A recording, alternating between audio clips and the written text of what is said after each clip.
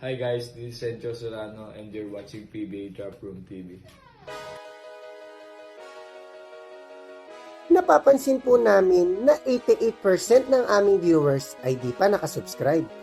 Kaya't kung nagustuhan niyo naman po yung video, bilang tulong lang sa aming channel, ay hinihiling lang po namin na pakipindot ang like, subscribe button at notification bell.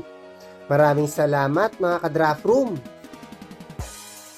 Welcome back po mga ka-Draft Room. Malaking bagay talaga pag kumukuha ng Gilas prospect. Pagka ito ay galing sa isang NCAA Division 1 school na may high level of competition, gaya nga before nila Matthew Wright, Marshall Asicar at Aid Norwood.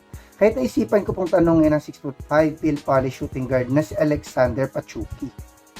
Tinanong ko kay Alexander kung eligible na ba siya sa Gilas at nasabi niya oo. Sinabi niya din sa akin na maglalaro na siya sa NCAA Division 1 school sa New York. Umaasa siya na dahil sa stint niya dito ay mapansin siya ng Gilas at mapasama na nga sa mga cadets.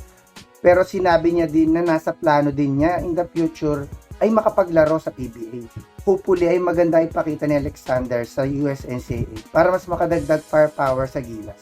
Dahil talagang malaking addition ng isang 6'5" shooting guard na NCAA Division 1 player. Hanggang sa susunod na lang mga ka-Draft Room.